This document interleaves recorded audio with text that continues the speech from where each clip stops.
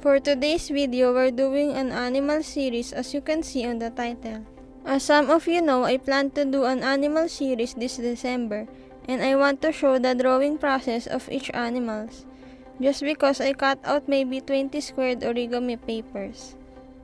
I asked what animals you want me to draw on these colored papers, and some of you suggested many different kinds of animals that I don't even know some of it. So I need to search each one of them and find a reference for these animals and sketch it off camera. These are the animals looks like after I finish it off camera. So here are the pens that I will going to use for this drawing. Microns, Unipin, brush pen, and that I bought on Daiso Japan, Staedtler, and maybe some white gel pen for the highlights, if the colored paper was too dark, like I did on this one. If you want to see the drawing process of this lot, feel free to check out my Instagram page down below on my description. So first, I'll ink this Scarlet Macaw on a blue paper. I like the outlines to be a little thicker and a little thin on the inside because I just like how it looks like, and it also emphasizes the drawing that you're working on. I first thought of drawing some portrait expressions or just a simple portraits, but then I also thought of doing this because I have a list of drawing ideas for my videos, including this one. So I decided to draw some animals because it's been 2.5 months since I last drew it, and I wanted to share with all of you the drawing process of each animals that some of you requested. I have 23 animals in total, but I still have 3 more left unfinished sketch to go. So I'll be doing a part 2 of this animal series video because it's impossible for me to render all of it in just 2 or 3 days, or if I try to finish all of it in one video, it might not look good as you expected, like my last animal drawings that I showed in my sketchbook tour video. So I hope you're patient enough to wait your suggested animals on the part 2 of this video.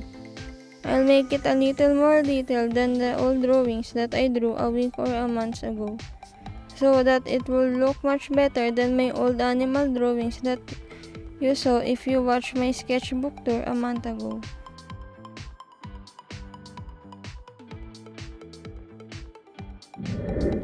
For the next animal that I'm going to render, it's called Rosy Maple Moth. I had never seen an animal like this that looks very cartoony and colorful, so I'm very excited to ink this one. It's been a while since I got used to this brush pen because I always use microns when inking, and it's very efficient when you're too lazy to pick different sizes of the micron. I really enjoy drawing different kinds of animals when I don't have an idea what to draw next, so I did this animal series. I even had an animal doodle on my sketchpad I showed you in this video, and I'm happy that I get to discover different kinds of animals like some of you suggested that I don't even know some of it. I will definitely draw in October next year to improve my inking skills more and to experiment and discover the techniques using inks. I had really fun when I joined Inktober this year, so I think it's the reason why I always put black inks or black colored pencils on my drawings. I actually like this animal because of the cute wings and big black eyes it has. It looks very cartoony just because of that big eyes. Now that we're done on this animal, let's proceed to the other one. Then for the next animal, it's a parrot.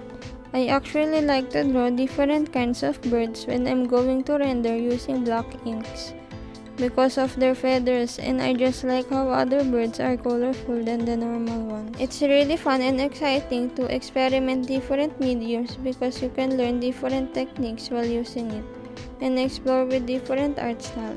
I enjoyed inking these animals that some of you suggested a couple days ago because I get to know other kinds of animals that I don't even know existed until now. And I really like using inks as my medium when I joined Inktober this year, so I had so much fun inking different kinds of topics. I'm not really sure if I can upload a part of this video next week because it really takes time to ink all of this, but I'll try my best to have a part 2 video next week before Christmas. Or if not, it will be uploaded on January next month. I don't use my colored pencils that much today, unlike before when I used to draw realistic portraits. And actually, I'm afraid to use black ink or any other color of inks at that time because I might ruin my drawings. I'm going to reveal the final render drawing at the end of this video because I want to show these final pieces together. So I hope you're still there watching this video until the end. I like when I sketch off camera because it would look much better than when I start off by sketching it on camera. I accidentally smudged the ink because I washed my hands, then I immediately started drawing while my hand was still wet, and the ink was not dried up yet, so this happened. Now that we're done on this parrot, let's proceed to the next animal that's called prairie dog. I thought of this one was an actual dog because of its name, but I'm surprised that it looks like a squirrel. I really like how my animal sketches looks like before I get to ink all of it. Some of you suggested many doubled animals like 3 goannas, 5 sloths, 2 smiling quokka, so you might not see all of it on this video. I'll be doing that on the part 2 of this video and on my Instagram reels down below. So if you want to see some of it, feel free to check out the link in my description.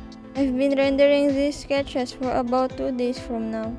I really enjoyed inking these animals all day that some of you suggested because I get to know the different kinds of animals that I don't even know existed. This one is my favorite animal yet compared to the last 3 animals that you've seen, because I like how the color was not very pink to the point where it's very vibrant, and you can still see the small details of the ink unlike when the colored paper was too dark. I like sketching different kinds of animals even when I'm bored, or if I don't have any idea what should I draw next on one of my sketch pads, or any other paper that I found, because I really like how the structure of each one of their body unlike the human body. It took me a while to get used with inking before, because it's very different from colored pencils that I'm used to when I want to draw some objects or even portraits. I just recently get comfortable using inks the last 2 months when I joined Inktober. For the 5th animal that we're going to ink, it's goanna. I'm not so sure if this was a lizard too or not, or is it a different kind of lizards. This is actually the second to the last animal that we're going to ink, so I hope you're still there watching this video. The brush pen was not opaque enough for the outline as you can see, so I put a black marker for the outline instead of the brush pen. I also have an Instagram reel that's also a goanna, so if you want to also see the drawing process of the 2 other goannas, feel free to check it out on my description or just view it on my YouTube shorts. I included a pattern on this goanna's body because it's too simple and plain to look at if it's just the lines in its body, so I just thought of these tiny triangle patterns. This was actually the simplest foreground or second to the simplest foreground drawing, because I included a lot of branches and some leaves to the next animal that you're going to see when we're done drawing this goanna. So I hope you're still there watching this video until the end. I'm excited to ink all of these 20 plus animals that some of you suggested because I really like how they turned out so far. Let's proceed to the last animal that's called sloth. This was the last animal that we're going to render in this video. I found this mother and daughter sloths reference on the Pinterest, and I think it's really cute to ink both of them. I really enjoyed rendering these 2 animals just because of their long fur, the branches and leaves of the background and foreground, and it has a cute little baby in its tummy. I finished these animals for 2 days and I still have a lot of suggested animals to go before I'm done with this animal series video. I think this was the most to the second or the most detailed one compared to my last animal sketches. For me, it's really fun cross-hatching with different kinds of mediums, especially using inks, because you can't actually blend it like colored pencils, acrylics, watercolors, and any kind of mediums. I really enjoyed inking ever since I joined Inktober 2 months ago. So since then, I always use black colored pencils or black ink for the outlines, because I just like how it enhances my drawings, and I feel like it's slowly becoming my art style when I still like applying inks on my drawings. But there's still a lot of mediums to discover that I might like. I'm actually thinking of drawing Wednesday these days, because I saw a lot of artists making an Instagram reel and drawing her in their style. So maybe I'll make a drawing process video or just an Instagram reel drawing her. I haven't drawn any other portraits, objects, or even draw on my sketchpad ever since I started working on this animal series video. For me, it's really fun cross-hatching with different mediums, especially using inks.